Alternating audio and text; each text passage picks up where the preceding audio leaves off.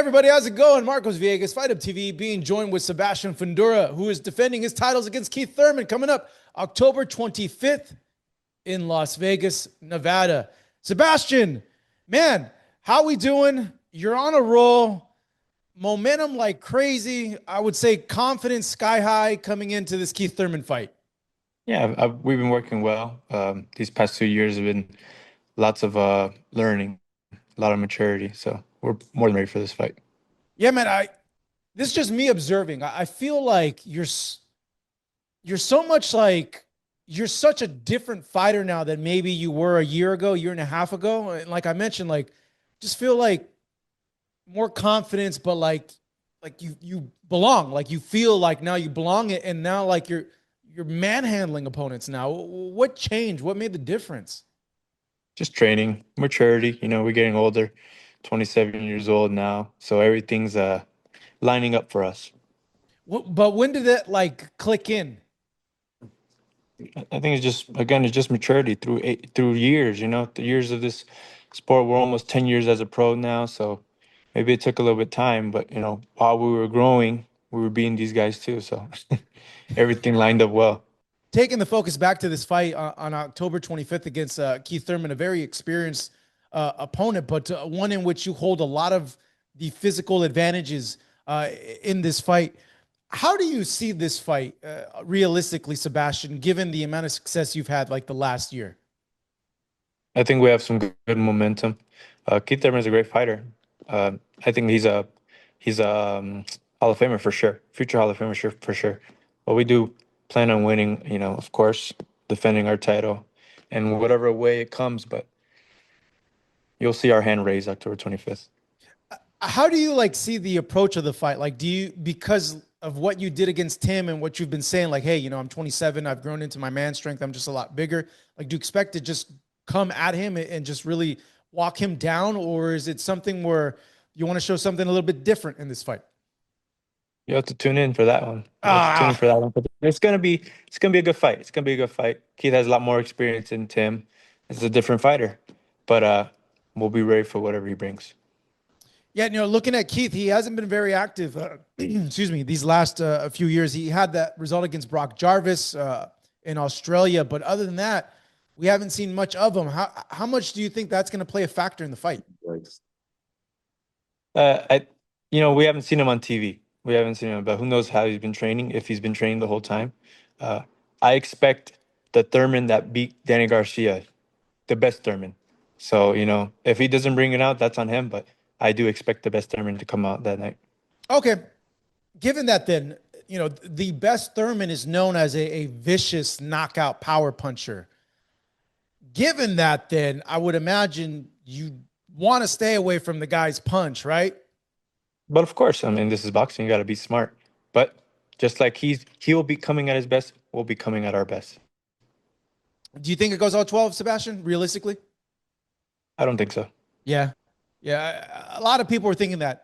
And a lot of people are favoring you in the fight just because you're the younger fighter, you're taller, you're longer, and you have a lot of momentum. Um, Mentioned that you don't see it going the distance. Have you played it out in your mind how you have a feeling it might end? Yeah, you have to. You have to be planning ahead. But more than anything, it's just my sister keeps mowing down all these girls. I gotta keep up. I gotta keep up. Yeah, is that like a thing between you guys, like a little rivalry, like hey, who could dispatch their opponent quicker? It's not really a rivalry, but it's motivation. Motivation. Hey, man, you better knock out your guy. I just knocked out my girl, so yeah. You feel the pressure. Not really, but it is there. It's on your mind. It's on your Yeah, mind. yeah, Yeah, yeah. yeah. It's You on don't my want. mind. Healthy competition. Yeah, yeah. You don't want like for her to be like, "Hey, this is what I did. Look, look." Exactly. Yep. Yep. Oh man.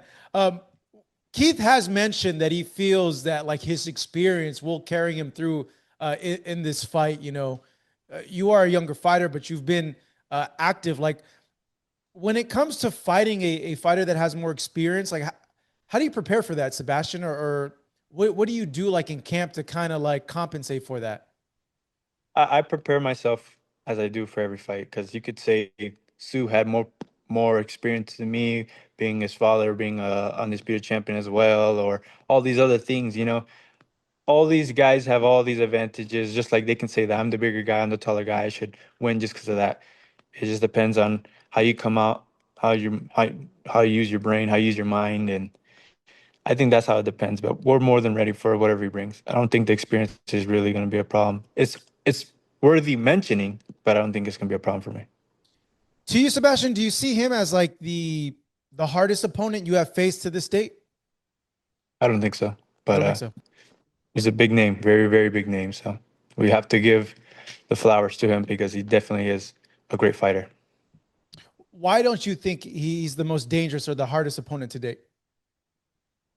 We have some hard competition coming up. So, you know, I don't want to mention no names, but there was a couple of fights that they're very tough fights. Mm, mm. When you look at the landscape at 154, Sebastian, like how disappointed were you that that fight with Xander Sayas couldn't get made? I wasn't at the table.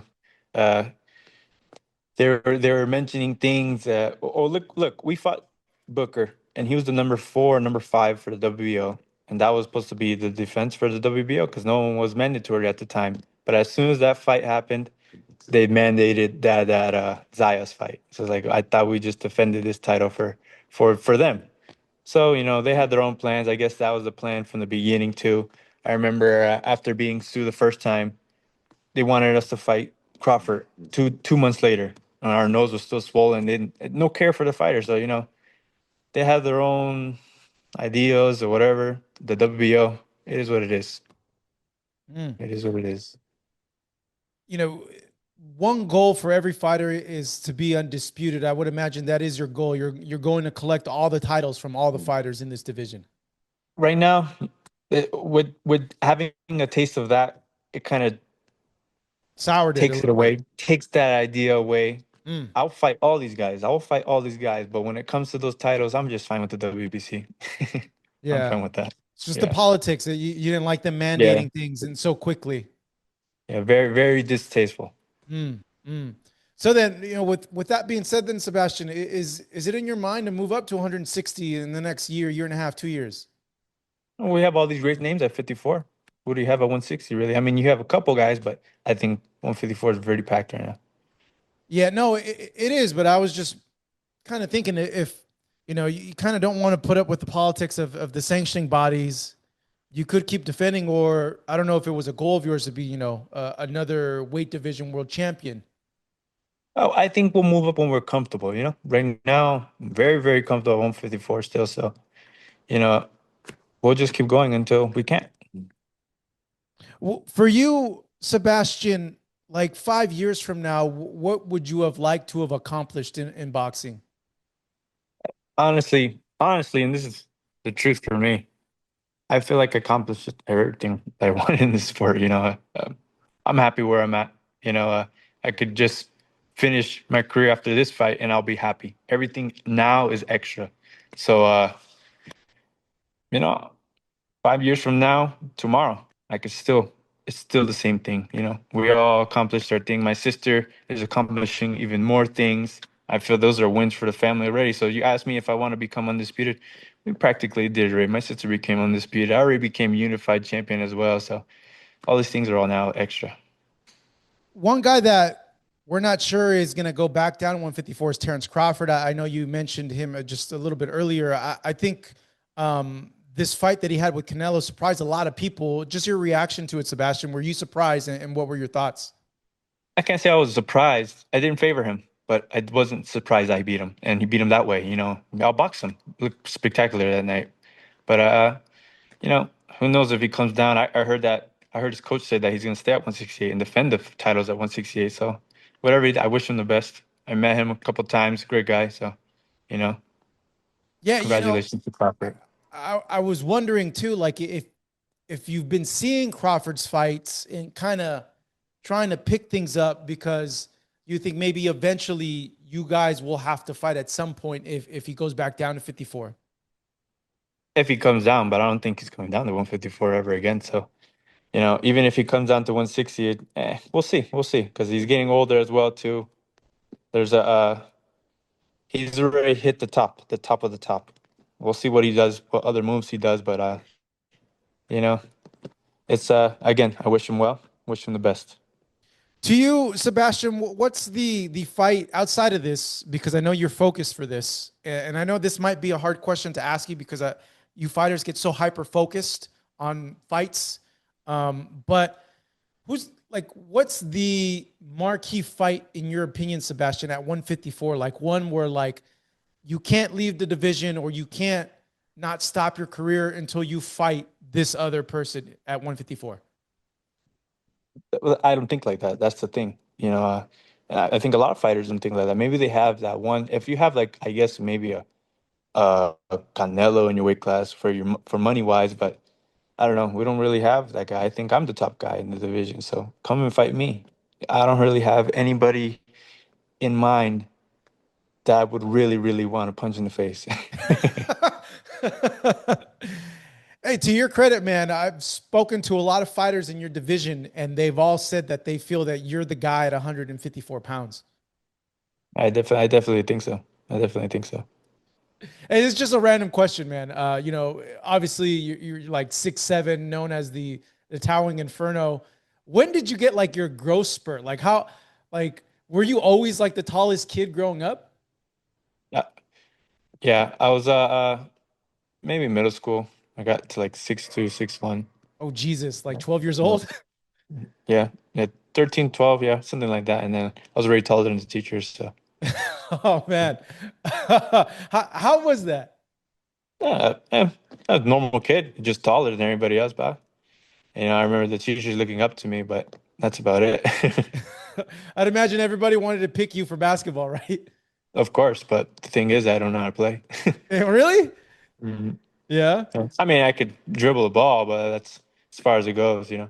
They just got to Mhm. lay it up to you. Yeah, but at the time I didn't even know what that was, so just all strictly boxing. Mhm. Yeah. How old were you when you started boxing? Yeah, I started boxing at like 6. At 6 years old? Yeah, And you loved it right away? I can't say I loved it right away, but it definitely grew on me. Yeah. When Hmm. when did it like dawn on you that you're like, hey, I'm actually pretty good at this. Like I want to do this as a profession. Around like 10 or 11, and we always had that dream of going to the Olympics. That didn't work out, but after that we became pro, and I mean everything's been really well for us.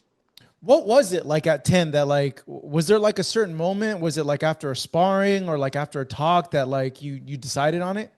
It's just seeing me and my family in the sport, we grew up as like literally boxers, so just we just knew that this was like a destiny for us. Yeah, in hearing, and I don't know if this is accurate or not, your mom was a professional fighter, right? Amateur fighter. Amateur fighter. Okay. So was it your mom that introduced you to boxing or was it your dad? My father's a coach. My father was a professional fighter. But yeah, he trained all of us, all his kids. And I mean, he still trains us to this day. So it's just a family, I guess a family affair that being close to my family and being in the sport at the same time just makes me love the sport that much more. Now we're seeing lately, I want to say like the last 10 years, a lot of really successful like father son duos in boxing. And that wasn't really the norm before. You know, what is it about you and your dad, Freddie, Sebastian, that you guys click so well and that it's been a good combination, a good partnership for you guys? Respect. It's respect. That's it's as simple as that, just that one word. Showing respect to each other, uh, listening to him well, or when I have to tell him anything, he'll listen to me. It's just a mutual respect between us. Mm. He is your dad. Of course. Does that get difficult when it's like, or like the blending of like he's your coach, but he's also your dad? It never is. And again, that's what goes with respect. I respect him as a dad. I respect him as a coach. So these two things, and it's easy to, I guess, get him mixed up with. But I mean, again, I already respect him as a father, so to respect him as a coach is not going to be that hard either. Yeah, I've spoken to like other fighters in the past, and I've asked them like, hey, sometimes they do butt heads because it's their dad, and they're used to that voice. They've heard that voice their whole life, and like sometimes like it triggers like some things and they say like, oh, sometimes, yeah, we do clash a little bit, but like, I trust him. I wouldn't want any other person in my corner. Exactly. It's how much you trust your person, how much you trust your coach, how much you trust your father. My father's raised me since I came out my mother. So, it's it just depends on the person. Some people don't want to listen no more. They move out of their house and they don't want to listen to their parents anymore. Some people don't even see their parents anymore. So, but in my case, I love my parents. So to respect them and to follow the directions is no problem for me. That's great to hear, man. That's great to hear. Do you still live at home, Sebastian, or have you moved out? I still do. I still do. Yep. Yeah. It's easier that way. It's easier that way, because we're all unboxing. So Yeah. And the gym's in the backyard or something like that from right here, right? yep, yes it is. Yes it is. Got Yeah. a whole building in the backyard. Yep. I've heard your trainings are very regimented. I haven't had a chance to see you train in person, but this is what I hear. Like they're extremely regimented, extremely tough.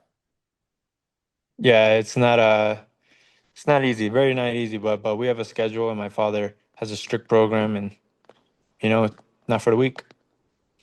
Describe it a little bit for me because I'm not privy to the details of like what it is to like train as a Fundura. It's just I don't know how I can explain it, but it's very tough. Very, very tough. You probably have to bring like a bag so you can throw up in Oh because no. it's a tough workout. Yeah. Has there been workouts where you have thrown up like that hard? I haven't, but I've seen plenty come and go like Yeah. that. Yep. Mhm. Side note then, tell me the story about Harvard. Congrats on that, by the way. But Thank you. Thank when you. you announced that after your win over Tim Zhu, I was thinking like, wait, how is he going to balance this? Is he going to be like a full time student and also fight, or is he going to stop fighting? Like, how's that all going to work? We'll see. We'll see. We're focused on this fight right now with Thurman. There's a big fight, probably one of the bigger fights in my whole career. So we can't just stop everything for school. And it sounds crazy too. I never want to say stuff like that because education is very important. But this is something we tried at first our whole life. So, I'm gonna keep this ball rolling.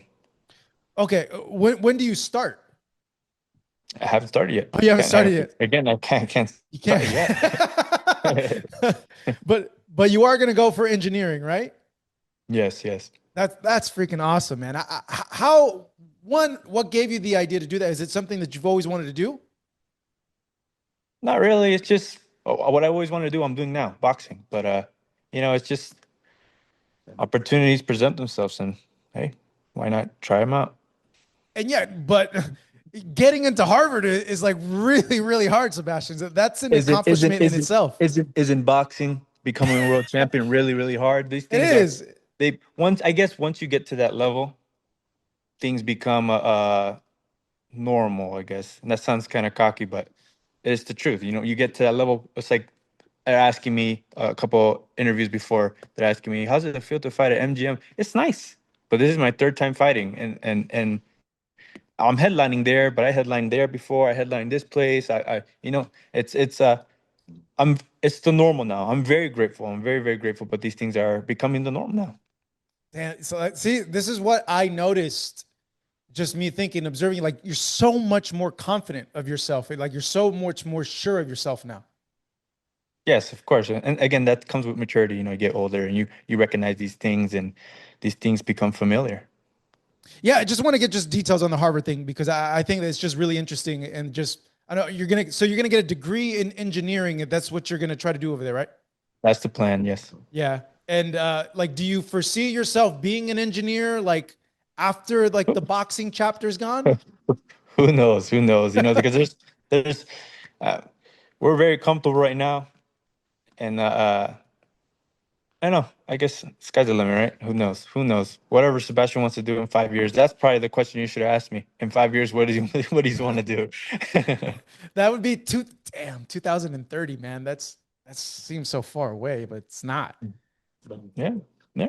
I'm gonna remember Thank this. you. Be like, hey, Sebastian, what are you gonna do now? You be an engineer? Or Yeah, like, yeah. what's up? But that is, you're right, man. You've achieved some crazy things. Like, it is not easy becoming a world champion, and it's not easy getting into Harvard. So, props to you on that, and congrats on those two achievements. And And yeah, those are some amazing accomplishments. You could look back on it and be like, yeah, I did that. Definitely. Thank you. Yep. On an ending note, Sebastian, just let us know what's in store October 25th. What are you expecting out of yourself October 25th against Keith Thurman? I expect a great night of boxing. You know, it's going to be a big card, and we have a big name in front of us, October 25th. But expect a great night of boxing. All right. That's Sebastian Fundora taking on Keith Thurman coming up October 25th at the MGM Grand. He's looking to keep his win streak going and going, momentum going in this fight against Keith. Sebastian, good seeing you. And I wish you healthy camp, the healthy rest of your camp. And I look forward to your fight. Thank you. Thank you so much. Thank you, Marcos. All right. Appreciate it, Sebastian.